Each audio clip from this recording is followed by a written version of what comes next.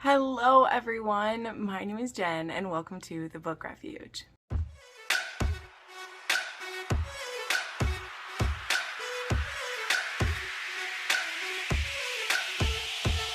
Hello everyone, and OMG, it's been so long since we've done a weekly wrap up, but I had a lot going on, so we have a double week wrap up, which means we have 18 books to talk about, including books for the Monster Mash, rereads, new releases, arcs. Like, there was just so much, and it was a lot and also exciting. But as always, we have a few bits of business up front. If you want to skip to the books, you can do that.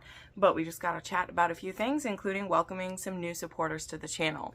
So if you're a member of my Patreon, you know that I had some serious car trouble this last weekend and ended up with a $750 car bill.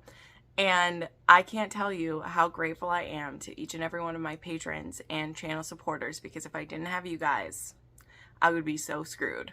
But yeah, it was not the best, but now my vehicle is safe and ready for winter. And you know what? We don't know what we don't know, right? And that stuff sneaks up on us, including discovering that your wheel is about to fall off. That always feels so great when the mechanic tells you that.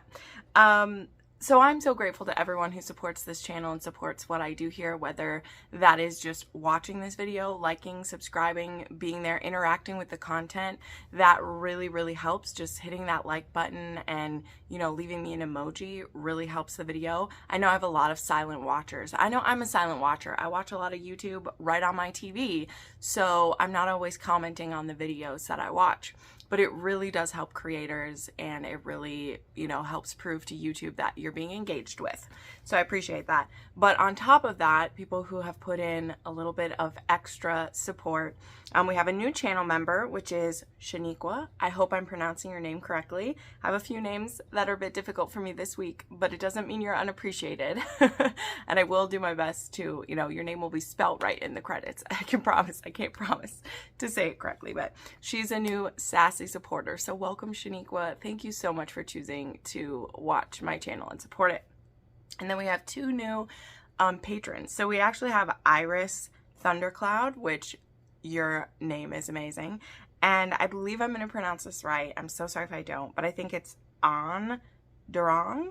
I'm so sorry if I pronounce that wrong, but thank you both so much for joining my Patreon and supporting me there.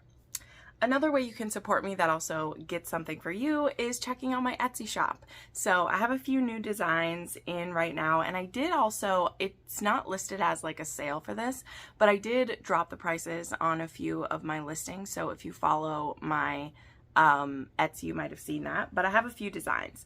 I really love this beautiful flower. I know it's not really like the season of it, but this fabric just made me so happy. So I do have both some Kindle and indie sizes of this one.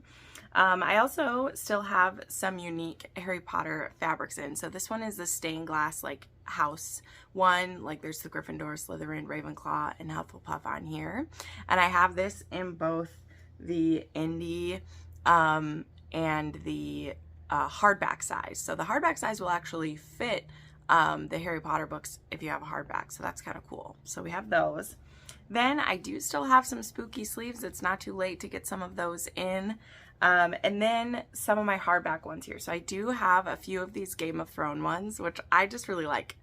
This one is a map of the Game of Thrones places. And this one has the iron, the Throne of Swords iron on here. Then I do still have one of this beautiful like black roses and skulls.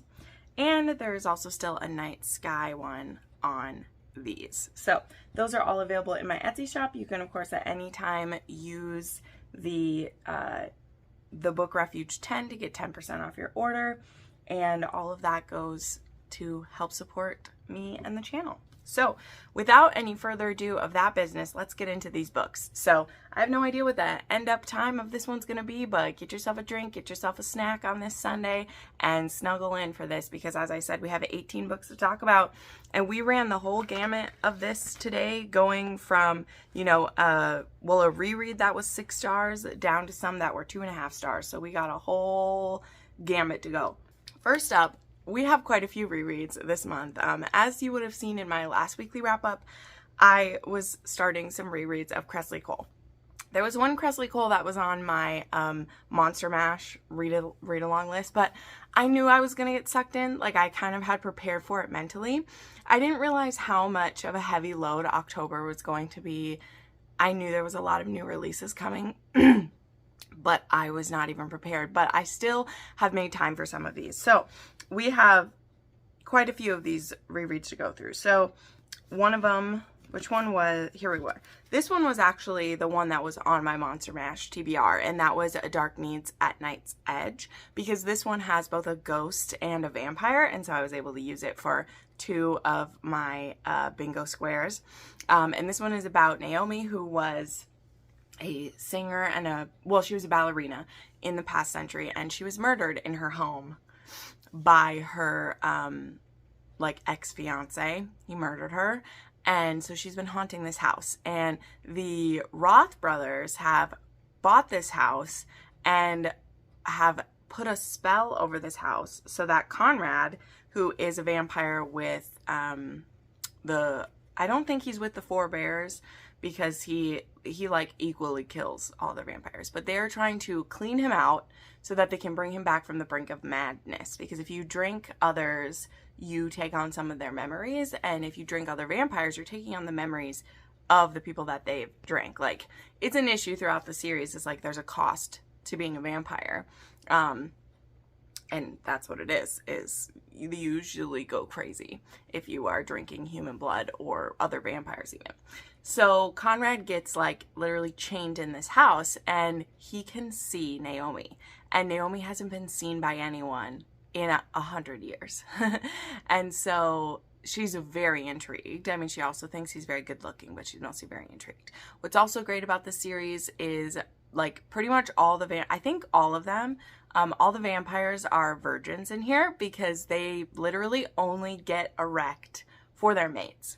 So it's called blooding when you see your mate for the first time, and blood starts pumping through your body again when you see your mate. And that means blood can go everywhere. So it's something I love throughout the series. Whenever we have a vampire, is that first time they have an erection after being a vampire. And it's also very interesting for him too, because like she's a ghost. So he's getting this erection, and what is he going to be able to do with it? Right?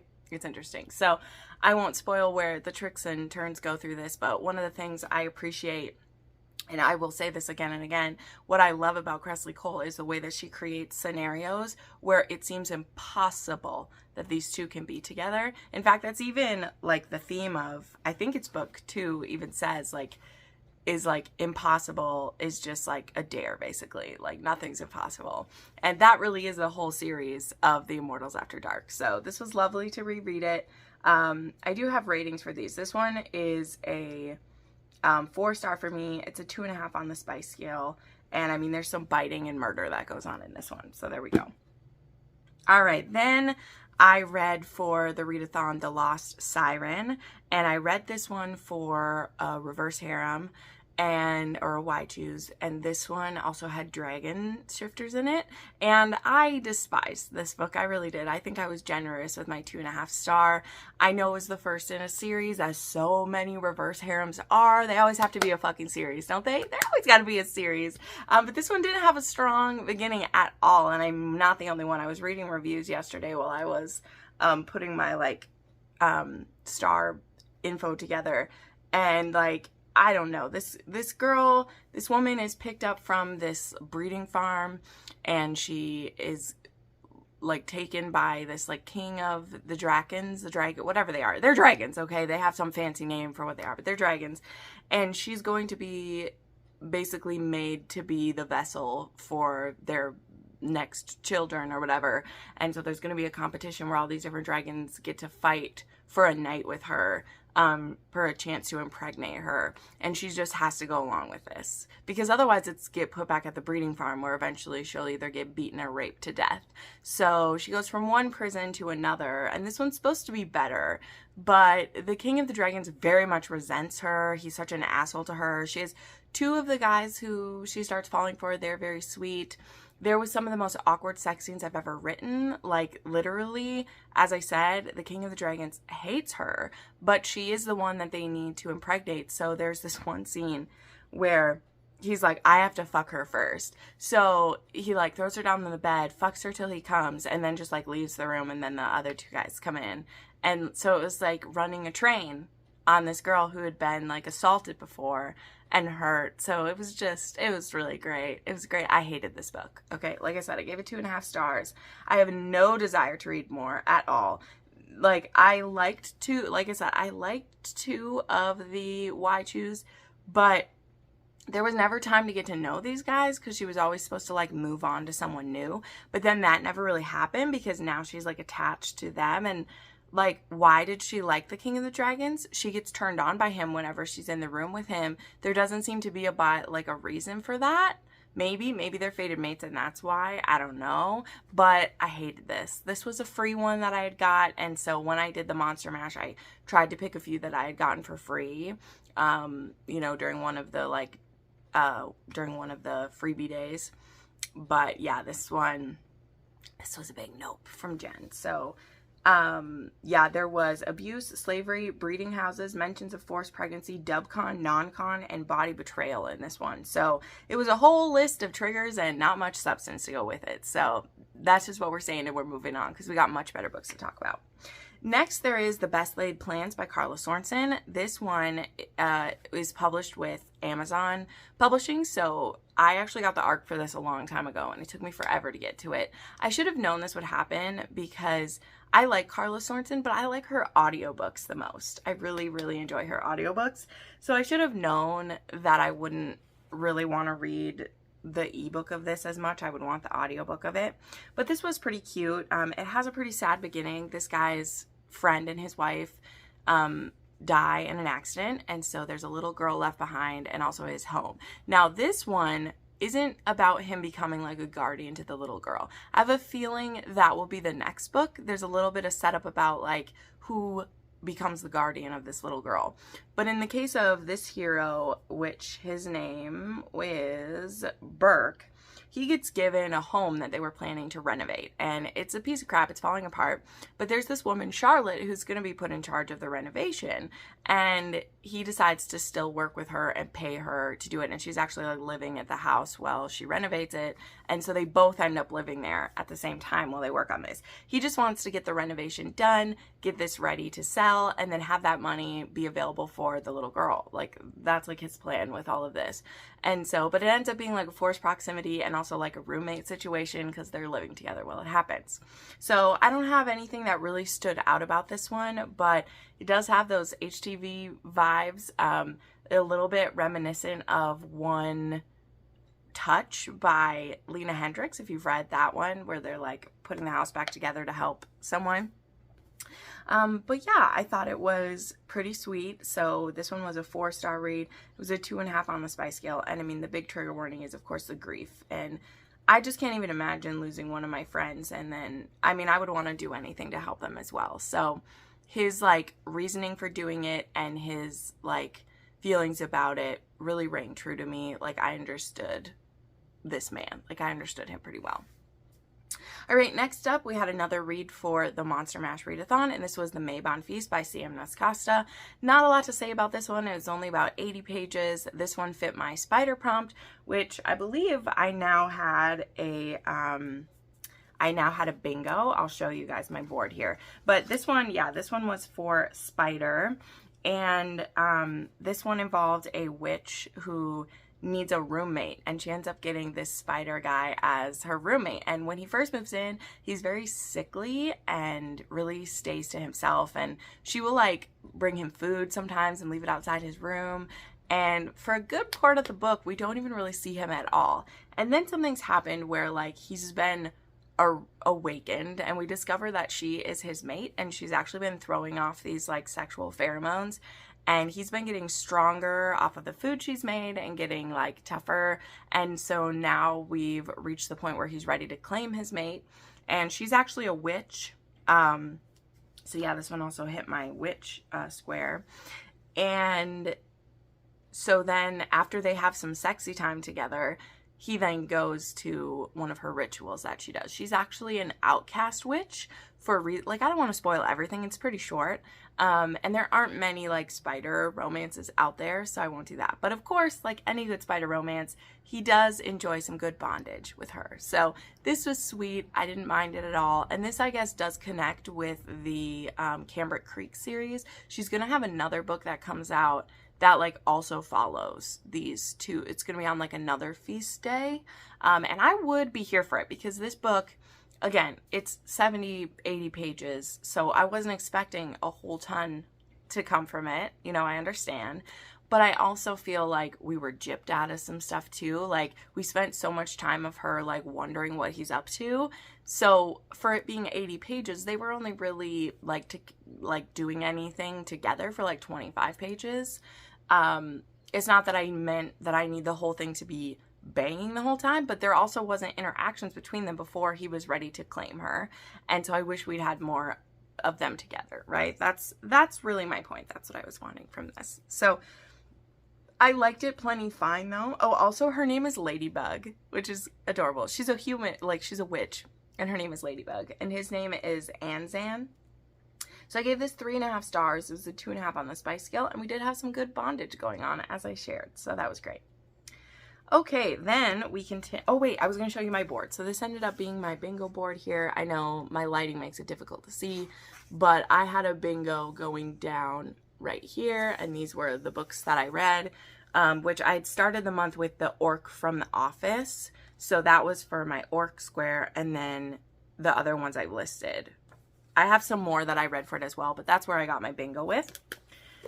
Next, I had a reread of Dark Desires After Dusk. I wrote the wrong name in here because all of these are so crazy. So this one is a demon and a Valkyrie, and this one is Cadion Woweed, so one of the demon brothers. The other one is Rydstrom, and we'll get to him soon. But this one is another one by her where like their purposes are at like crossings, because Holly, she is a like professor at this school.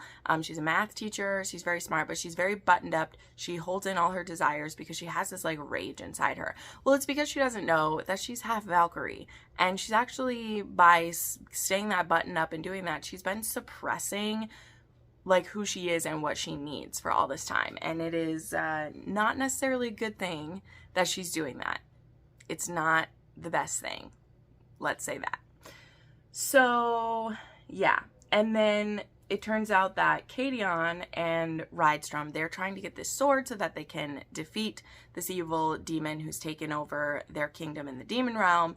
And to do that, they need to bring the vessel to him. Now the vessel is someone who will have a child of either immense good or immense evil and will help turn the tide during this ascension. And Holly is supposedly one of these vessels. Now, the thing is, Cadion knows that Holly is his woman, but as is the case with a lot of the men in the lore, they don't fully understand how they're going to feel about their mate until they're confronted with one, and until they have the option to have them for themselves. They think it'll be easy to walk away, and Cadion is discovering that that won't be a thing, but he owes his older brother, Rydstrom, who's lost his kingdom, he owes it to him to do this, but at what cost will it end up being, you know? What will the cost be? So I love this series. I love Cadion. He's so sassy. So this one was, or so foul-mouthed too, which is great because Holly doesn't do anything like in excess or badly. So she doesn't curse. She doesn't have sex. She doesn't even pleasure herself. She doesn't see violent movies. She doesn't like indulge in foods. Like she doesn't do any of that. And Cadion, like, he is excess in so many things. So it's very interesting. So also what I wanted to point out, now that we can officially share about this, the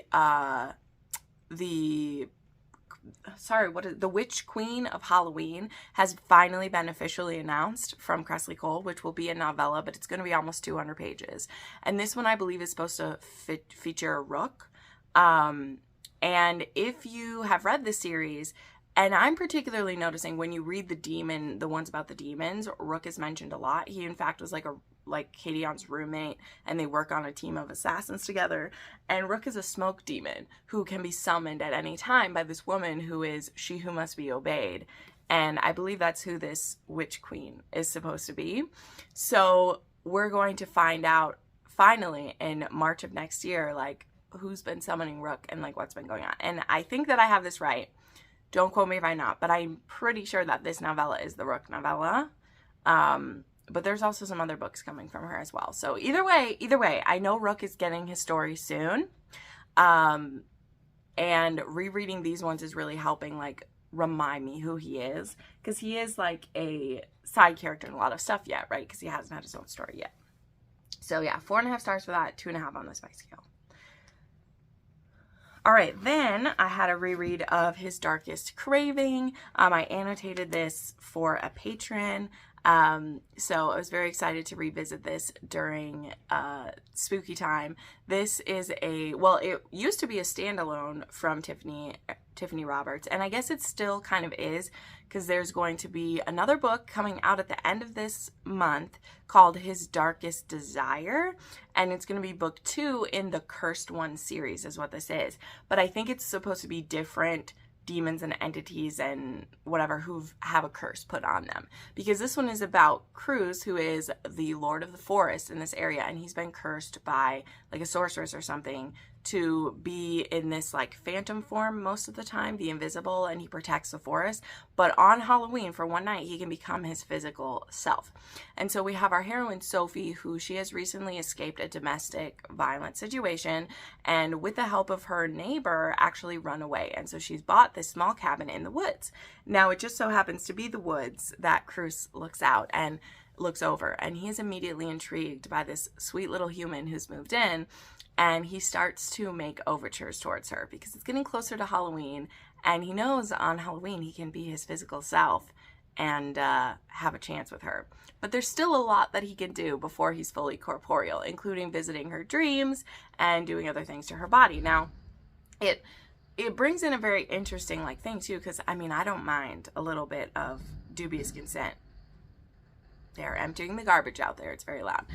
But one of the things that I think this book balances well is that Sophie was in an abusive relationship where her wants and needs were completely ignored. So we have this, like entity who is feeling very passionate for her and wants to do things with her.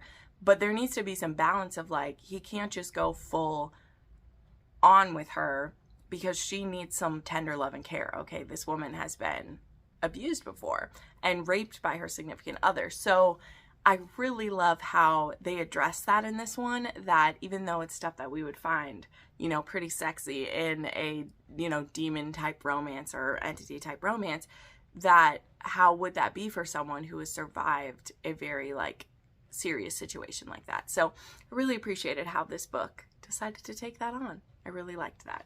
So loved revisiting this book. It's a 4 for me, and it's a 3 on the spice scale. And yes, please be aware there is mentions of the domestic violence and like intimate partner assault, as well as there is some harm to the animals in the forest at one point, which was a little sad, but there we go.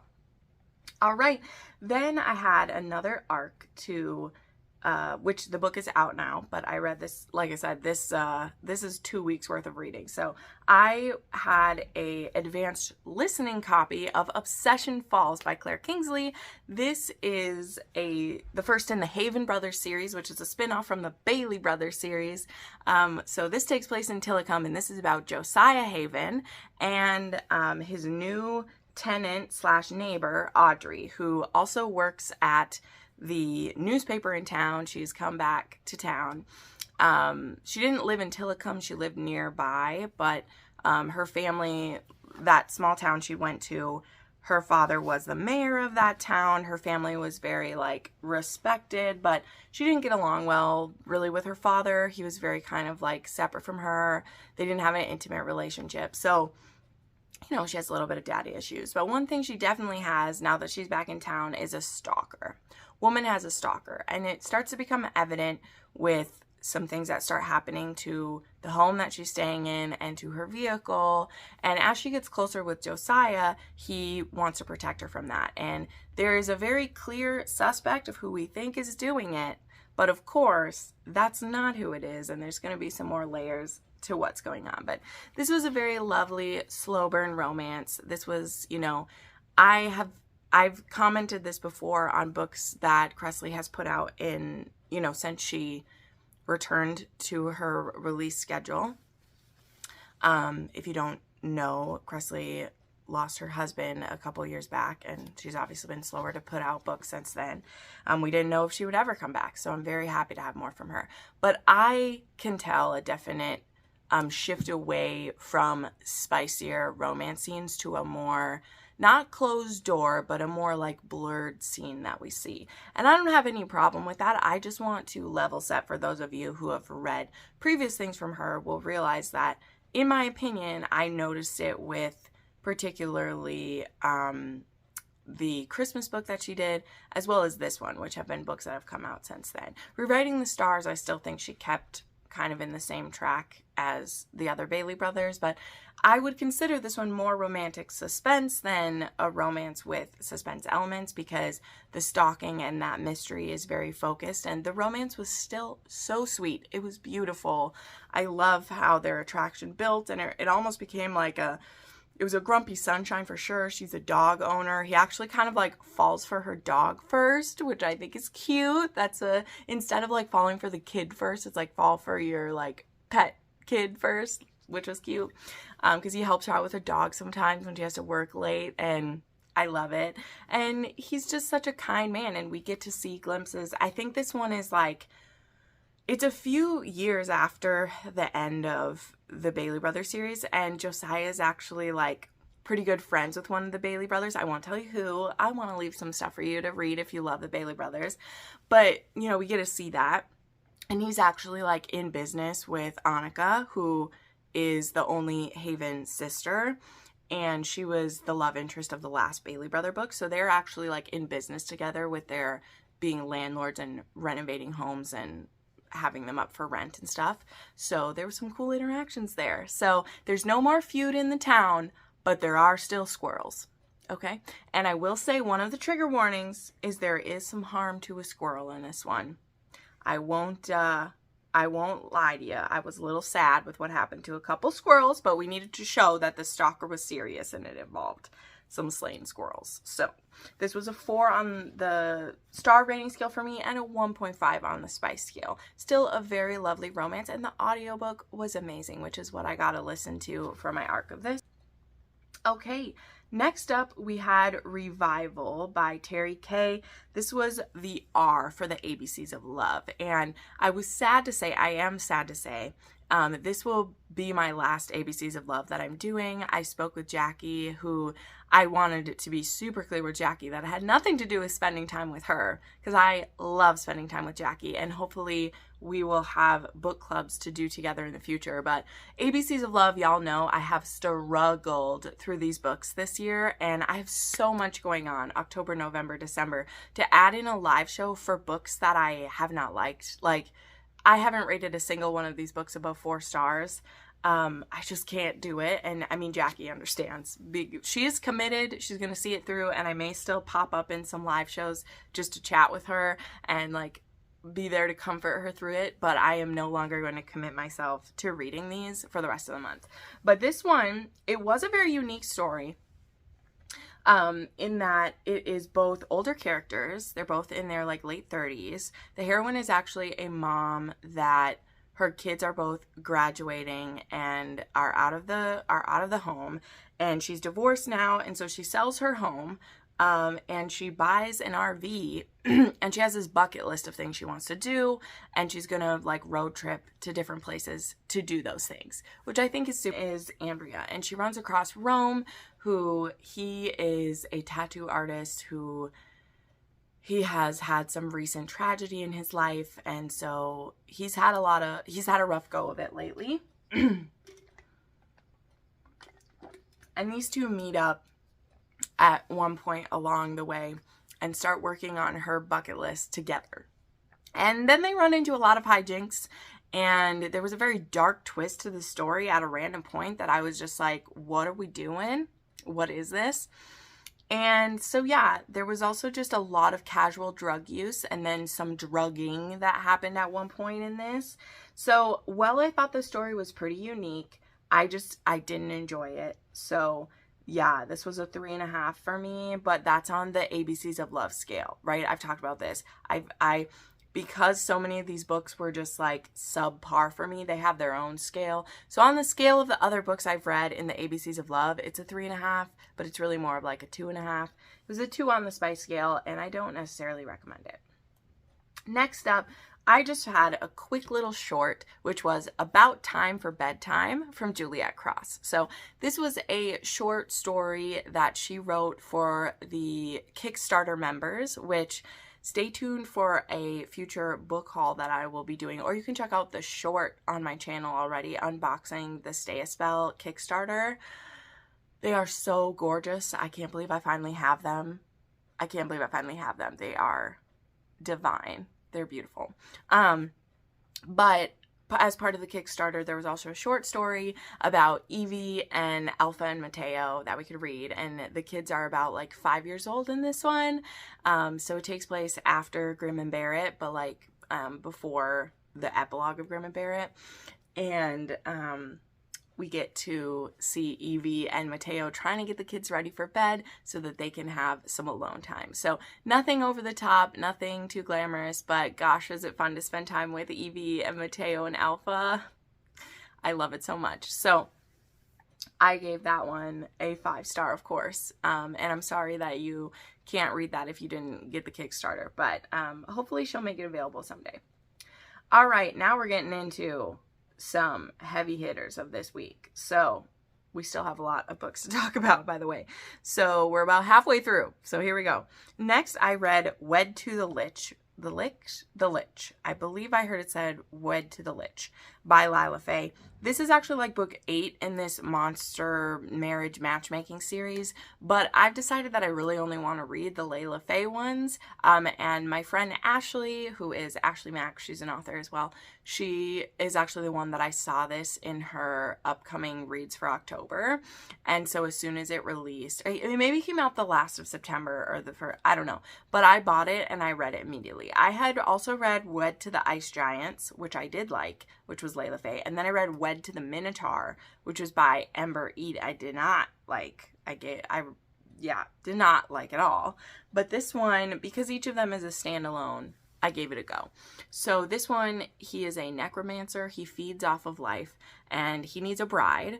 And he ends up with a bride who, she has been at an orphanage and she knew the best thing for her would to try to get this marriage. So you can sign up with the agency. Like usually the human women are doing it to get money and the monsters are doing it because most of them don't have any females of their kind. And so Virgil, our hero, he is one of the last of his kind and he knows that he needs to breed or it will be bad. But also people are afraid of giving a bride to him because he looks so scary and they, don't want to do that to a woman. I don't know what their reasoning is. I don't know, because he's so sweet and precious and I love him so much. But our heroine is a very traumatized person and she has been starved and mistreated and she has anorexia nervosa. So big trigger warnings in this one. But what I loved about this, number one, this was one of the softest, sweetest romances I've read in so long. Now, a lot of these in the series are insta-lust, insta-love, because they're usually a fated mate element. That's how the matchmaking thing works, is they literally use like DNA to discover, and there's like some mystical elements too, like they're finding your perfect match. So it really is like a fated mate scenario. And so there is insta-love in all 3 of these that I've read so far. But this one, like, Virgil thinks she's the most beautiful woman he's ever seen, and she has body dysmorphia and anorexia nervosa and thinks that she is ugly and hideous, and she feels like she has tricked him into this marriage, and that's not how he feels at all. So once he brings her to his home, their, troubles are not over because he doesn't like to show her how he eats because he needs to feed off of living things. And that isn't necessarily like animals or people, but it is like he's taking life from plants or other living organisms, and he finds that repugnant that he has to do it because he can also feel the life force of the things he does this too. So he's a very tortured hero in that aspect, as he is such a gentle being, but he's also a necromancer who steals life. So it's very interesting. And the way that this was contrasted is, like, I don't want to spoil this whole thing, but because this does have really sensitive topics, I also want to tell you a little more than I normally would so that you will give it a try. Because he is, you know, he can tell that she's kind of sick, and she says, oh, I'm from the orphanages where I'd lived before, and we didn't have enough food. And so he's like, oh, well, I'm going to take care of my woman. And so he goes and buys her all this food and all the things she needs. But just because the food is there now, with the condition, with the illness she has, it doesn't mean she wants to eat it. And because during meal times he leaves her to eat and then he goes to eat, he's not actually seeing her eat. And so we come to this point in this book where she is almost dying of weakness. Okay, so it is difficult, and there has to be this confrontation's the wrong word. We'll call it a come to Jesus moment. I didn't want to like throw that, but we'll call it that, where he has to explain to her that, you know, how he eats isn't beautiful either. He doesn't like it, but it's also his responsibility to take care of her. And if he has to feed her, because he can give her energy to live, but to do that, he would need to take energy from something more than just plants. And it's a very interesting conversation that he gets into, because he is like, I have done you a disservice by hiding how I do this. And he says, if you can't physically eat, I can feed you. But there is a cost to it. There's a cost to it, and you can't hide from it. So I will show you what I'll have to do to feed you. And if that is too much for you to handle, let's work through another way. So there was some very complex things being taken on in this book. I'm not pretending otherwise. It will probably be too much for some people. It really might be. But also it made me think about things. And I love when monster romance does that. I really do. I've shared that before. I think monster romance does an amazing thing of showing people who've been othered in the form of monsters, and deal with issues that can be very real. And I mean, this one straight up does it very bluntly, because it is a disease and illness that many suffer from for real. This isn't a made up illness. This is real. But the way that the hero is able to relate to her, because he hates what he needs to do to have sustenance, but he has to do it because there are people relying on him. There are things that he needs to do to keep like his people alive. And so he has to do it, even if he hates it about himself, and even if he's afraid that she'll hate him as well.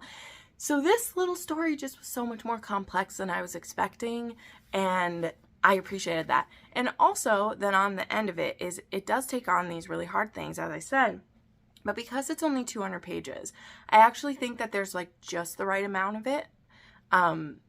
It's not completely torturous, because we don't like, you know, this isn't a 500-page book where we have to dwell in the agony of it. But that doesn't mean that this won't be too triggering for some people, because she has anorexia nervosa and we're in her head for some of it. So it reminds me a lot of the Brianna Hale that dealt with, that was in a BDSM scenario where her like dom was trying to help her through stuff.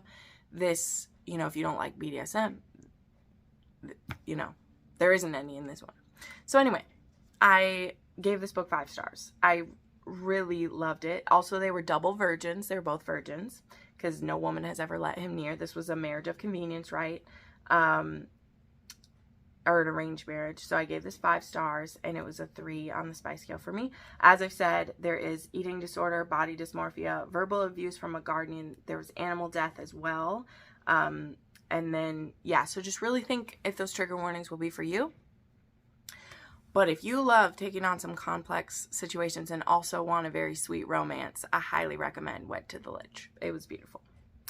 Okay, keeping it moving along, because we got so many books still to go, but I wanted to give that one time because I really, really enjoyed that book. we have Madam by Sarah Kate, which is now out, and you can snag this. This is in the top books. A lot of the books I'm talking about today, they're all in the top of Amazon, which, by the way, if you didn't know, I'll have links to them all down below so you can hop on them. This is the 6th and final book in the Salacious Players Club, which I have read since the beginning. I've read arcs of every book in this series, and I think they are beautiful stories. I really do. I love what she's done with it. These are erotic romances that don't overly gratuitize, you know what I mean, BDSM and sex. I think, of course, they're not teaching novels. No author would say that they are. But I love the different kind of kink and the different dynamics that are explored throughout the series without it being just like banging 24/7. Like her books really aren't that. She does focus on the dynamics of relationship and how you may sustain a relationship like this. Now, that being said, this was probably the weakest one for me for that. Anytime you have a menage situation or a polyamorous relationship, there's a lot of care that needs to be taken for each character's voice to be heard, and like what are their reasonings and how in love are they with every person within it, because that's very important to me. It's why I say this again and again, it's why most why choose don't work for me, because I don't understand all the dynamics within. I don't think they're all fleshed out well. But this one is Eden, who we've seen before. She's Madam Kink. She works at the club, and she has a secret, which I don't want to just reveal to you right away. I don't want to speak spoilers yet. This hasn't even been out a full week or anything. But she is, runs into her ex-lover, who was her sub for a little while, and his name is Clay, and he now has a new girlfriend named Jade, and their own dynamic is like a secret forbidden romance. She's the boss's daughter. She's currently the secretary. She's stepping in as a part-time secretary at the job, and they've been fooling around for a while. And when Jade sees like Eden and Clay interact with each other, she's like, you guys had some, didn't you? And very quickly she like gets Clay to tell her who she was, and so she looks her up, and then independently she goes to see Madam Kink at the Salacious Players Club and asks for more information about not necessarily her relationship with Clay, but like what being a madam is and BDSM and all those things. And then eventually she takes lessons from her, and then eventually brings like Clay into it as well. And Eden, she has kind of an upsetting past. She was a domestic abuse survivor, and she actually came into this life because she needed money. That's why she was going to get into it. And she met Ronan. So she's very close with Ronan, which we knew from Highest Bidder that they were close. But it was really beautiful to see more of the history of that and like how they really met and spent time together. So yeah, I thought this was very beautiful, but what makes it my least favorite and why I think I feel that way, because the 6-star read in this series for me was Give Me More, which was the other menage, which was an MMF. And my reasoning for this one being, I end up giving this a 4-star though, wasn't because it was an FFM. I enjoyed the parts where it was FFM. What I didn't buy, what I didn't understand, is why Jade so willingly jumped to this, and she was the driving force that they be a threesome. And I don't know where that came from. I didn't know enough about Jade. Honestly, she was very pushy about some things. And I feel like that was a way to rush the story forward. And also there was so many flashbacks. You guys know I don't love those. I understand why they were here, because we were getting to see Clay and Eden and like how their dynamic started and like what kind of a dom she was to him, and when she started feeling too many feelings for him, how she needed to cut that off. Like that's all there. But this is a case of the sum total of like Clay and Eden's relationship I saw mostly in flashbacks, because when we're in the present time, we're then trying to get Jade, Clay, and Eden like all together and get Eden to get over her trauma of the past and stuff. And I didn't understand why Clay and Eden like needed Jade because she was annoying. I didn't really care for her, and to me it was too many flashbacks that did it. You guys know that I get tired of those, and there was a lot of them in this. Like there was so much of showing the story of Jade and Clay before that it was too much. It didn't make it believable now, because we didn't spend enough time with them in the present. So that ended up dragging the story down for me. The scenes where they're all together being intimate, of course, were beautiful. There was some good kinky stuff in here, but it just missed the drop for me with making me believe the Jade part of it. So yeah, this one I gave 4 stars to, oops, where'd it go? I gave this one 4 stars. It was a 4 on the spice scale. There was some pegging, BDSM, there was toys used, and there is a trigger warning of past domestic abuse. Okay, so now we have Grimstone by Sophie Lark. This one just released the other day. This is her new standalone in this new place called Grimstone, where she has said that the next 3 years as well, we will come back to Grimstone to see different characters. And I definitely am looking forward to that, because there was little seeds planted of what she's going to do in the future. But this story ourselves, we have Remy, who her and her brother Jude come to stay at this mansion in Grimstone where their uncle owned it and he left it to them. And they're going to renovate it, flip the house, and sell it because they really need to. Jude, I think, is 20 years old. Remy, I think, is like 26, 27. And then we have Dane, who is the mysterious next door neighbor. He actually was her uncle's doctor, and he had never really heard of these young ones because they'd never been around. He also has a condition where he can't be out in the daylight, so he's got some spooky aspects to him. And he also owns the road that they need to go across to get there. So they need to get something that's called an easement. Now, if you're from the country or you live in places, you might have heard of these before. My dad actually has land where he has an easement to a neighbor so they can get across to other and that land that they own. Because that's something, is if you own land that is landlocked by someone else, you need an easement so you can build a road to get on and off of it. And someone can make your life difficult doing that. So we actually start with a very practical thing of that. The uncle had an easement, but Dane isn't so sure if he wants to give the easement to her. And I mean, honestly, he's just fucking with her, and he finds her very attractive, so he wants a way to be around her more. So he tells her, I will give you the easement if you do a little bit of work around my house for me. I have a fence that needs replacing. I have some other things, because she's going to be renovating this home on her own. And so he's like, oh, you can do some work for me as well. He is extremely attracted to her right away, and I will get to that in a moment. There are aspects that come about that it feels that maybe Grimstone is haunted, and or there's a stalker. There are certain things happening that it doesn't appear that anyone would be able to, like, there are unexplained things happening. We think maybe Dane is the stalker. Who knows? So there's that aspect of a mystery of who is fucking with Remy and what's going on to this house. So I will tell you, I gave this 4.5 stars to round up to a 5. It's a 4.5 on the spice scale, but I do have a few significant issues with this one. Now, I read an arc of this book. You know, Sophie Lark is my favorite author, so I am always very clear about my biases, but I will also tell you what my issues are with this book. So even though my rating is at a 4.5, I rounded up to 5, I'll still tell you what bugged me about this, and it might bug you as well. So my main issues with this were the chemistry between these two seemed way out of whack for me. The things I loved was actually the mystery part of it, was actually the spooky vibes of the town. I liked the interesting characters we were introduced to that I can't wait to see more of them in the future. There's some complex layers of things.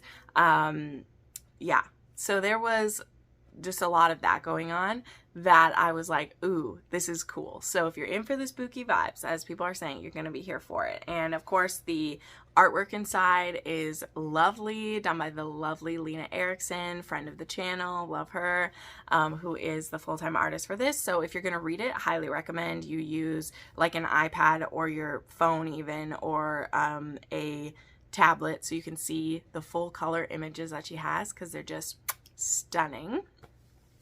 But my main issues, as I said, were the relationship between Dane and Sophie. And at the end of the day, this is a romance. And I, for the life of me, don't understand where the chemistry came from. And things that make me uncomfortable about, like, his dick jumped, that was 100% Dane.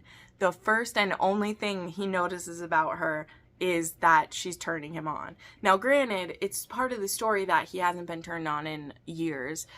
His dark past is that he lost a wife and a son within the same week. We'll get back to that in a minute. So there's this mystery about him that he might be a murderer, a double murderer, and she just like can't help but be drawn to him still. I'm sorry. If a man was suspected of killing his wife and child, I wouldn't be getting wet for him, okay? We just wouldn't, but we're in a spooky novel. But anyway, he seems only to be attracted to her tits and her pussy. So that is working for a lot of people. I think there was a lot of great things about this, but the main thing that wasn't working was this overabundance of that. Some of the sex scenes in this were going balls to the wall. I don't know, balls to the ceiling. I don't know what else to say. There was a line where like his cock is so big that it dug a pocket inside her. He slammed back into the pocket he created for himself. There are words like this that are used. And I don't know what was going on. I don't know what was going on. I was crossing my legs in uncomfortableness, and I don't want to be doing that, okay? So, I'm just being honest. You know I'll give it to you. I'll be truthful, and Sophie knows I talked to her about some of this too, where I was like, I don't know what's going on, but she's like, it was bonkers, and I'm like, girl, it is. It is bonkers, girl. It is.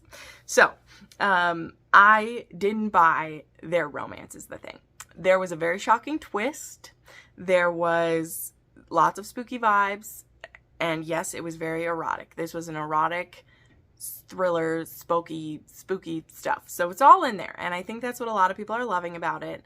But I was cringing in almost every sex scene. And I've never done that in a Sophie Lark book before. Okay? I'm just telling you. So let's move on, because I'm not here to like badmouth it, and I don't care. Again, my biases, I wear them proudly, okay? Literally wear them proudly. I have my biases. Y'all know it. And if that bothers you, I'm not the right channel to watch, but I'll also always be honest. I love Sophie. I love her to death, and we had some good laughs over this book, and this is the story she wanted to tell, and she could tell whatever she wants, and like it's in the top 100 on Amazon, so there we go. There we go. Moving along. I read an arc of The Replacement by Noelle Adams. This was the next book in the Worthing series. I need to move through some of these a bit quicker, so I won't dive too deep in this one. But this one was a twin swap romance. There's a billionaire who is in a marriage arrangement with this girl's sister, and this sister doesn't actually want to marry the guy, and so she asks her sister to change places with her until it's time to break off the engagement. And our heroine, Jade, needs to hide from a stalker, so she agrees to do this. And then she starts falling in love, of course, with the man that she is supposed to be fake engaged to. I love Noelle Adams, aka Claire Kent's writing so much, so this was a 4.5 star for me, and it was a 2.5 on the spice scale. Then I read Brutalize Me by Michelle Hurd. So this is a part of the Ruthless Royal series. I can't remember, Reckless, whatever it is. Book 3 in this series, which part of it takes place around Monarch Academy. And this one I loved. The first two were just okay in this series. They're just like whatever. But this one, the heroine's name is Tiana, and she's actually the sister of Misha, who he's from the first book. And then this is a romance between her and her brother's best friend, Armani. Now, what I loved about this one is the brother, Armani, her and Tiana were actually raised in an orphanage, and they were adopted into a mafia family. So they've always looked out for each other. Mostly it's her brother Misha looking out for her. They were, again, adopted by this mafia family, and was lovely. But Tiana has been like trained to be a good wife. She's very meek and quiet. She has a lot of trauma from being in the orphanage. They were very mistreated. They were starved. And Misha did everything he could to take care of her, but he was still just a boy himself for a lot of it. And so because he sees his sister as his responsibility, he isn't leaving it up to their adopted father to find her a husband. Like, he has plans for her. And I actually really love it. It wasn't done in a high-handed way or in a cruel way, but he has asked his friend Armani to marry his sister because he wants her to have someone who will be kind to her and hopefully love her and give her babies, which she states she wants. She wants to be a mom and a wife. She wants to. So even though she's been like trained to do that, she also wants to do that. And Armani, when he first like meets her, he is very enamored with her. He isn't resentful that Misha asks him to do this. And so I just love that. Now, they haven't told anyone else yet. They haven't told their mob bosses or anything that they've arranged this marriage yet, because Misha's actually getting married, and so they're going to wait to announce it. But there's this gentleman's agreement between the two of them, this oath, that he will be giving his sister to marry him when he finishes his time at Monarch Academy, because Armani is still going there. But in the meantime, when her brother is away on honeymoon, her adopted father calls her in, and he's making a back alley deal with the Bratva to, not even fully the Bratva, I don't think, because we do have some Bratva that we like, but making a deal to marry Tiana off to him. And they're like, don't tell your brother, we'll tell him when he gets back, you're going to marry this guy. Now, she goes on a date with this guy, forcibly on a date with this guy she's supposed to marry, and he tells her, if you step out of line, I'll beat you, stay out of my way, I'm not going to fuck you, I'm going to fuck whoever I want. And so she's like, oh my god, what's happening? I hope Misha gets home soon. She finally, like, has to escape this guy on one of their dates, because he's, like, going to beat her. And she calls Armani for help, and Armani drops everything that he's doing to come and rescue her, and then goes about making sure that, like, okay, we're not going to wait till I'm done with school. I'm going to marry you right now and make you mine. And guys, I love it so much. He's so caring of her, and both him and her brother. Misha, I'm so proud of him, and I love that he picked Armani to do this. Like, he wasn't just like, oh, I want my sister taken care of. Like, he has other friends. He knew that Armani would care for her and be gentle with her and love her, and that's exactly what he does. And it's beautiful to watch her find a true love and watch them, like, grow together. It's so beautiful. So I gave this one 5 stars, and it was a 3 on the spice scale. And yeah, it is a brother's best friend, and it is an arranged marriage, but it was so cute. I loved it. So this one does have trigger warnings of physical abuse, attempted sexual assault, and childhood abuse. So be prepared for that. All right, then I did my reread of Kiss of a Demon King by Kresley Cole. This one is Rydstrom and Sabine.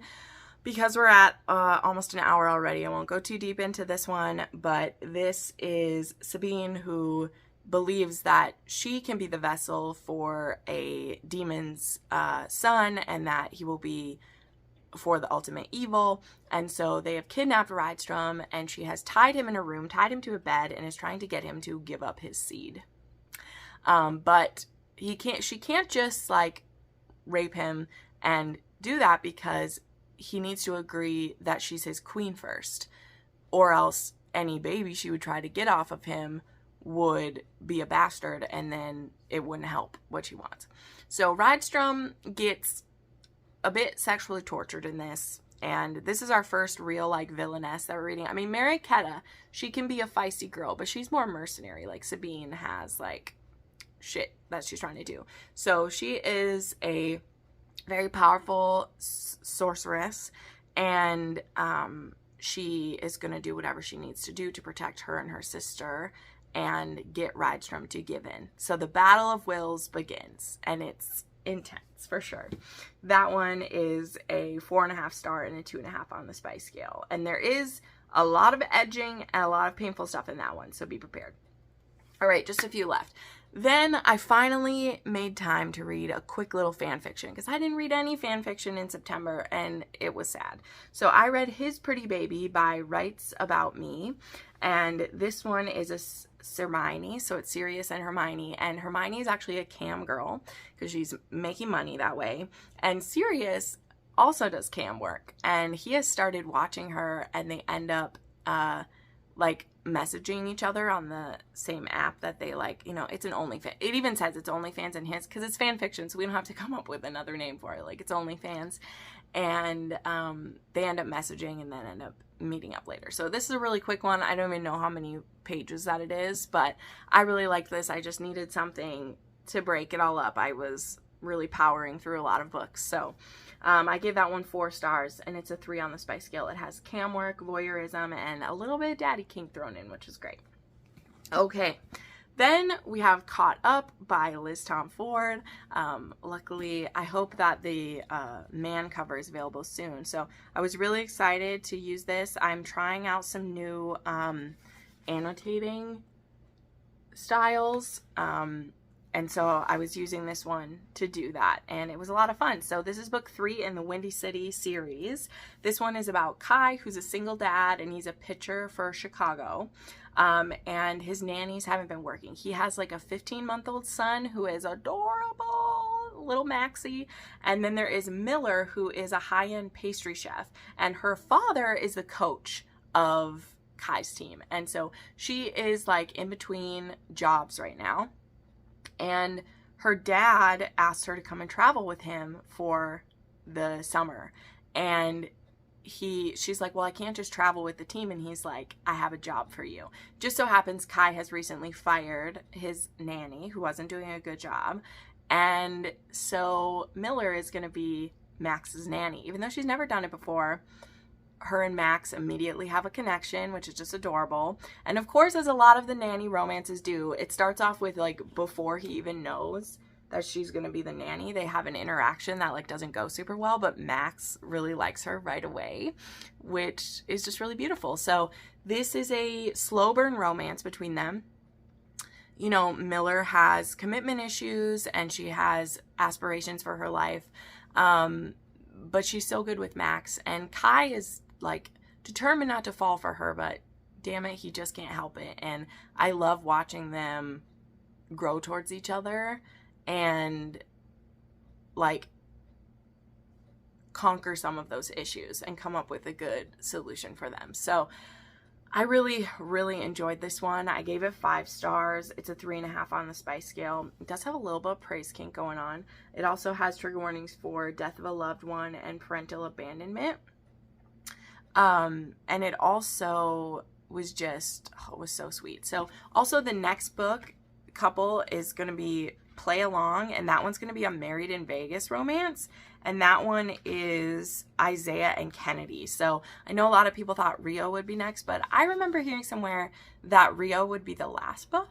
So I assume that one will be number 5 or whatever. But anyway, this was great. I'm so happy I got to read it like right when it came out, and I enjoyed it so, so much. And then the last book I want to mention was a reread, and it's in my top books of all time. So it was an absolute treasure to reread, and that was The Madness of Lord Ian Mackenzie by Jennifer Ashley. This is a 6-star read. It's my top books of all time. Ian is in my top favorite men of all time. So I won't go on about this one, but I reread this and annotated it for a patron. And this is Beth, who is a widow, and Ian Mackenzie, who is the youngest Mackenzie brother, and he's considered mad. And he takes a liking to Beth, and he goes about doing whatever he has to make her his. But he does it in his own Ian way. It's beautiful. This book is almost perfect. There was so many good parts to this story. I loved it so much. So I hope that you will read this book if you haven't yet. I've went on and on about it in many videos over the years, but revisiting it, it just confirmed that this book there's nothing that I would change. It's perfect to me. It's perfect. So it's a 6-star book, and it's a 2.5 on the spice scale. There are trigger warnings there's a character, Ian, he was in a mental asylum for a lot of his youth. There's also abuse, murder, and violence in it. So thank you so much for sticking through me with this one. My voice made it. We made it. It's good. Please check out some of my links down below. As I've shared, I have some sleeves in my Etsy shop. I also now am an ambassador for Nerdy Nuts. So if you would like some peanut butter treats to read to eat while you read, definitely check out my link for that. I am also a brand ambassador for the Bright Side candles, which I always have in the back of my videos. So check those out if you'd like to support the channel in those ways. So thank you so much for watching, my friends. I appreciate you so much, and we'll see you next time. Bye.